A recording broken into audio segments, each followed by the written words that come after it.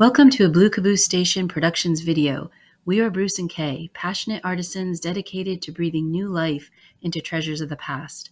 From vintage cars, trucks, clocks, antique trunks, national cash registers, vintage theater popcorn machines, and carnival games, our ever-evolving inventory is a testament to our frequent explorations of estate sales and auctions to bring unique antiquities and vintage wonders to our workshop.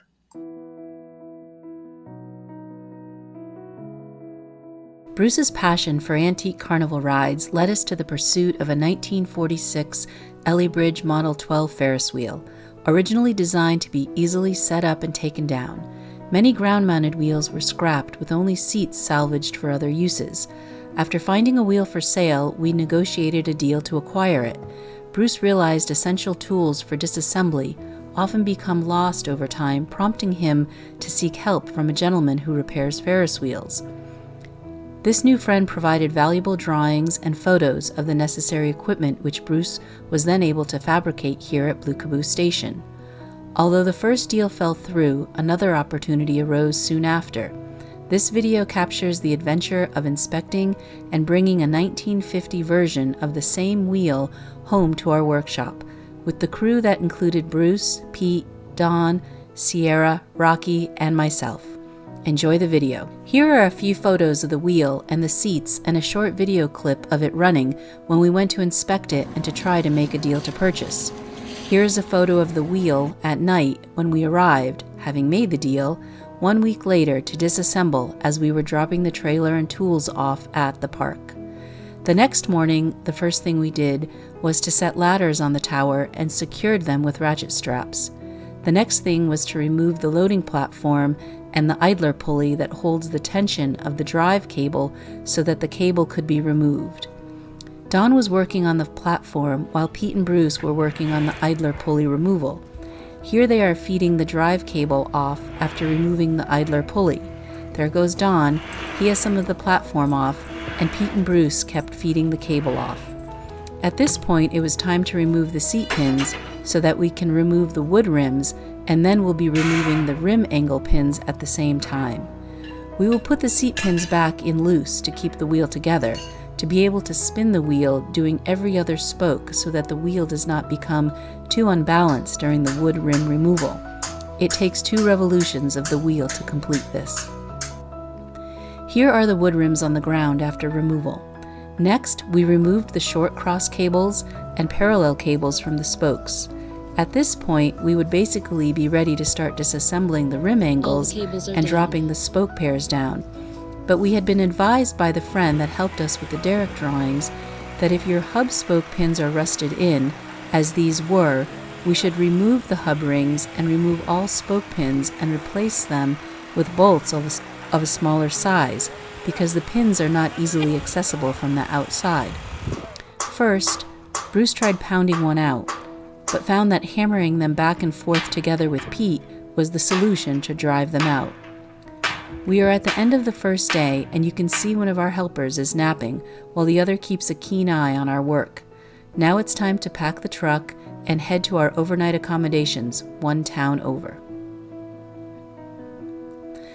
The next morning, we arrived at sunup and the wheel was ready to come down, except for a few other pieces of steel that were installed on the wheel for the former lighting system. Bruce climbed up the ladder and ground the bolts off of those few pieces to remove them. Now the spoke pairs were ready to come down. The first thing was to hang a pulley and rope from the hub rings that held the spoke pins in, and if you look up there, you can see the bolts that are sticking in the hub we put in the day before. This pulley is used with the spoke board to lower the spoke pairs. Now we started removing rim angles by removing the seat pins left in loosely from the prep work done the day before. We removed 4 rim angles so we could expose the pair of spokes to be removed. Then we installed the spoke board on the top of the first pair of spokes to be removed. You'll see how we set up the block and tackle, which we use to control the rotation of the wheel, as it becomes unbalanced when each spoke pair is removed. Usually we would have used the winch spool on the main drive pulley to control this, but we decided to use Don's Toyota truck to run the block and tackle so we could control the rotation of the wheel and then set the prop poles in that hold the wheel from spinning. If you follow our website, you would have noticed that truck in one of our completed projects. Bruce replaced the rear wheel arches. We also secured the wheel with a set of ratchet straps, so it could not rotate at all while we removed each pair of spokes. Unfortunately, there are no photos or videos of the dropping of the spokes because all 4 of us were involved in that operation, and Sierra and Rocky haven't yet learned how to manage a camera. The following photos will show the progress of how the wheel looked after the spoke pairs had been removed.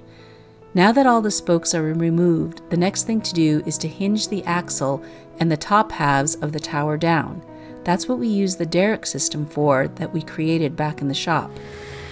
We first removed the 2 long corner guy cables at the back of the bases that run to the top of the tower. The derrick cable will hang from their hooks at the top. Then we mounted the A-frame base to the towers just above the top tower hinge plate, added the A-poles and slid the derrick point lock we made over them, and held them together with the derrick pin. Then we hung the derrick cable to the top of the tower and down around the block point. Then added the block and tackle that hooks to the derrick cable on one end at the point lock, and then to the double tree which goes across the rear of the tower bases. Now it was time to climb to the midpoint of the towers and drive out the center and rear pins. Bruce did the gear tower first and then the center pin on the off tower. Once Don and I were in position to manage the rope and block and tackle, during the hinging, it was time to remove the last rear hinge pin to start the process. Okay, so I'm going to go pull the pin that's holding it. Okay? No, Pete! So wait a second, Bruce. What happens?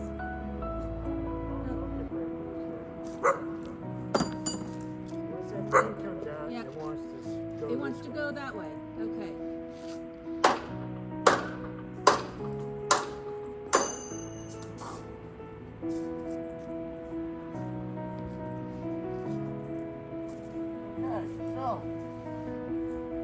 Okay, you need to be on the rope with John. Okay. So Pete and I are going to go over there. We're going to push on those Let cables. me get my other gloves. Hold on. Ready?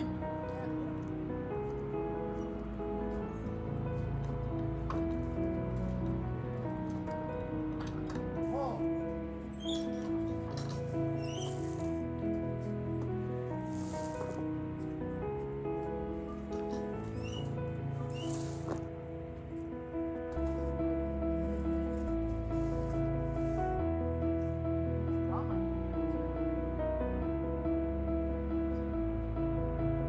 Ready? Yep. Here it goes. Thank you. Okay, it goes.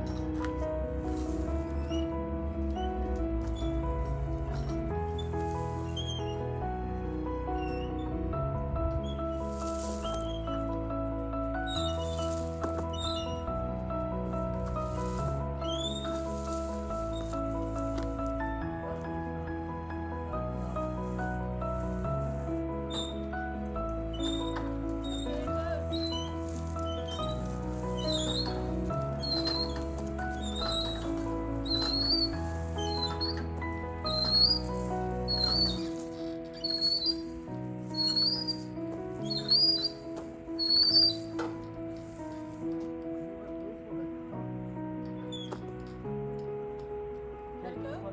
Let loose, Kay. Just completely let loose. Okay. Let it go.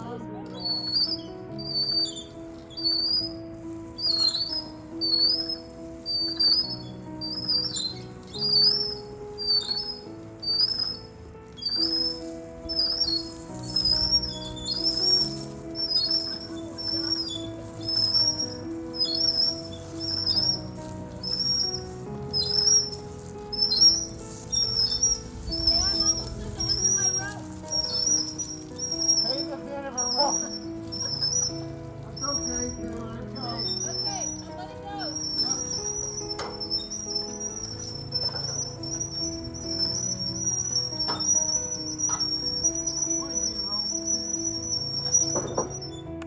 Once it was down, we have finished hinging the tower.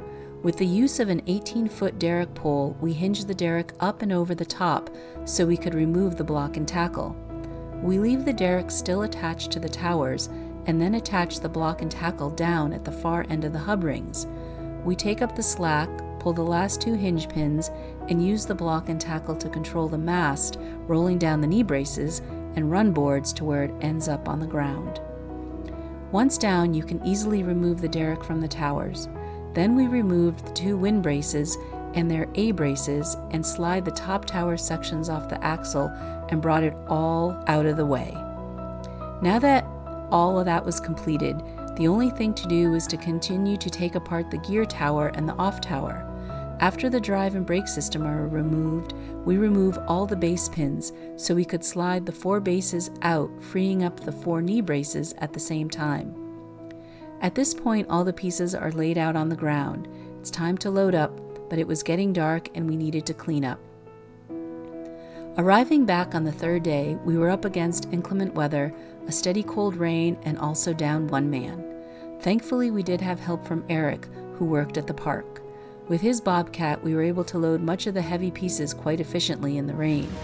After those pieces were set on the trailer, we made a shelf unit for the 12 seats, had everything packed, and we headed home to Western Mass by early afternoon. Bruce and I want to thank everyone who helped and supported us during this endeavor.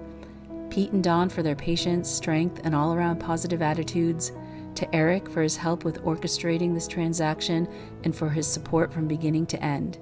A huge thank you to Ann and Rob for their generosity in accommodating us at their beautiful place in Agunquit, and last but not least, Sierra and Rocky, who never fail to keep loving us as we bring home another project to Blue Caboose Station.